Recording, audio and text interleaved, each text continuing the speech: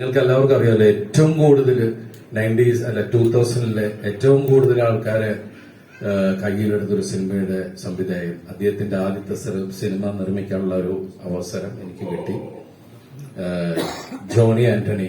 ഇതില് ഞാനും ജോണിയൊക്കെയുള്ള കോംബോ ഭയങ്കര രസമായിരുന്നു എന്നെല്ലാവരും പറഞ്ഞു. വലിയ സന്തോഷം. അതുപോലെ ഇതിൽ വരാത്ത ഒരാളുണ്ട്, ബിന്ദു പണിക്കർ ഇവിടെ എത്തിയിട്ടില്ല. ബിന്ദു ആണെങ്കിലും സിദ്ദിഖുള്ള ഞങ്ങളുടെ കോംബോ അത് ഒരുപാട് തവണയായിട്ടും എല്ലാവർക്കും ബോറടിക്കാതെ അത് ഇഷ്ടപ്പെടുകയും രണ്ട് കൈ നീട്ടി സ്വീകരിക്കുകയും ചെയ്തു.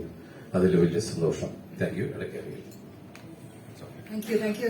ഒരിക്കൽ കൂടി പ്രിയപ്പെട്ടവരെ, അടുത്തതായി നമ്മൾ വേദിയിലേക്ക് സ്വാഗതം ചെയ്തു. എല്ലാവർക്കും എന്റെ വിനീതമായ നമസ്കാരം. ഒരു സിനിമ വിജയിച്ചതിന്റെ വലിയ സന്തോഷത്തിലാണ് ആ സിനിമയിൽ പ്രവർത്തിച്ച ഞങ്ങളെല്ലാവരും. ആ സന്തോഷത്തിന്റെ ഒരു പ്രധാന കാരണം എന്ന് പറയുന്നത്, ഒരു സിനിമ വിജയിക്കാൻ വളരെ ബുദ്ധിമുട്ടുള്ള ഒരു കാലഘട്ടത്തിലാണ് നമ്മളിപ്പോ. മുമ്പൊക്കെ ഞാനൊക്കെ സിനിമയിൽ വന്ന കാലത്ത്, അത് 40 വർഷം മുമ്പുള്ള കാര്യമാണ്, ഒരു സിനിമ വിജയിക്കുക എന്ന് പറയുന്നത് അത്ര ബുദ്ധിമുട്ടുള്ള കാര്യമല്ല. കാരണം മലയാളത്തിൽ ഇറങ്ങുന്ന സിനിമകൾ വളരെ കുറവാണ്. അത് അന്ന് തിയേറ്ററുകൾ ഒരുപാടുണ്ട്. അപ്പൊ ഒരു സിനിമ വലിയ ഹിറ്റ് ആവുന്നതെന്ന് പറയുന്നതും അതിന്റെ 100ാം ദിവസം ആഘോഷിക്കുന്നതൊക്കെ അന്നൊരു ചടങ്ങുകളായിട്ട് നടക്കുമായിരുന്നു. ഇന്നിപ്പോ അതല്ല. ഒരു സിനിമ വിജയിച്ചാൽ തന്നെ, അത് പ്രേക്ഷകർ രണ്ടു കൈ നീട്ടി സ്വീകരിച്ചാൽ തന്നെ, എനിക്ക് മുമ്പ് സംസാരിച്ചവർ പറഞ്ഞതുപോലെ റിവ്യൂവേഴ്സ് എന്ന് പറഞ്ഞിട്ട് കുറെ പേര് വന്നിട്ട് ആ സിനിമയെ ഡീഗ്രേഡ് ചെയ്യുക, സിനിമ കൊള്ളില്ല എന്ന് പറയാ, ആ സിനിമ കാണരുതെന്ന് പറയാ, ഇതൊന്നും മുമ്പുണ്ടായിരുന്ന ഒരു കാര്യമല്ല.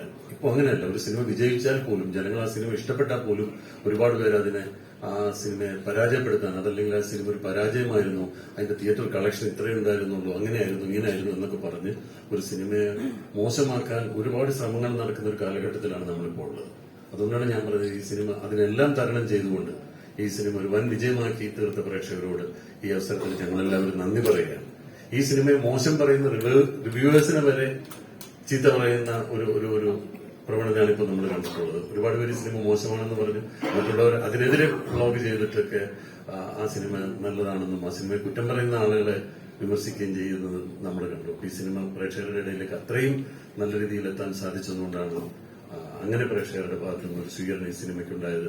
ഈ സിനിമ ഒരു വിജയമാക്കി തീർത്ത എല്ലാവരോടും ഞാൻ എന്റെ ഹൃദയത്തിന്റെ ഭാഷയിൽ നന്ദി പറയുന്നു. പിന്നെ ഞാൻ വ്യക്തിപരമായിട്ട് പറഞ്ഞാൽ, ഇതിപ്പോ ഈ ഒരു വിജയം, ഞാൻ ഇതിനു മുമ്പും അഭിനയിച്ച ഒരുപാട് സിനിമകൾ വൻ വിജയങ്ങളായി തീർന്നിട്ടുണ്ട്. അത് ഞാൻ ആസ്വദിച്ചിട്ടുണ്ട്, അത് എൻജോയ് ചെയ്തിട്ടുണ്ട്.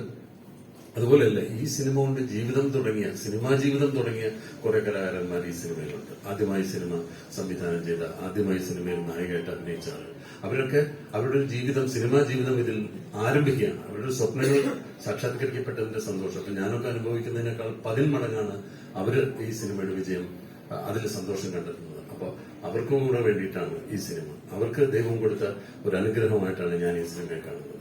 ഈ സിനിമ രണ്ട് കൈ നീട്ടി സ്വീകരിച്ച എല്ലാ പ്രേക്ഷകർക്കും, എല്ലാ സിനിമാ പ്രവർത്തകർക്കും, എല്ലാ മാധ്യമ പ്രവർത്തകർക്കും എല്ലാം ഞാൻ നന്ദി പറയുന്നു. പിന്നെ ഈ സിനിമയുടെ ചെറിയൊരു വിഷമം എനിക്ക് പറയാനുള്ളത്, ഈ സിനിമയിൽ ഞാനും ദിലീപും കൂടെ ഞങ്ങൾ ആസ്വദിച്ച് ചെയ്ത ഒരുപാട് തമാശ രംഗങ്ങൾ ഉണ്ടായിട്ടുണ്ട്. ഞങ്ങൾ ഒരുപാട് പൊട്ടിച്ചിരിച്ച തമാശ രംഗങ്ങൾ ഈ സിനിമയിലുണ്ടായിരുന്നു. അത് സിനിമയുടെ ലെങ്ത് കൂടിയപ്പോ കുറഞ്ഞു പോയതിൽ അത് കുറച്ച് നഷ്ടപ്പെട്ടിട്ടുണ്ട്. അപ്പൊ അത് ഞങ്ങൾ ഇനി അടുത്ത സിനിമയിൽ കൊണ്ടുവരാം. ഇനിയിപ്പോ അത് വേറൊന്നും ചെയ്യാൻ പറ്റില്ല. അപ്പൊ ഞങ്ങൾ അങ്ങനെ പൊട്ടിച്ചിരിച്ച ഒരുപാട് സന്ദർഭങ്ങൾ ഉണ്ടായിട്ടുണ്ട്. നല്ല നല്ല സന്ദർഭങ്ങൾ പലതും സിനിമയുടെ ലെങ്ത് കൂടി പോയതിന്റെ പേരിൽ ഒഴിവാക്കേണ്ടി വന്നിട്ടുണ്ട്.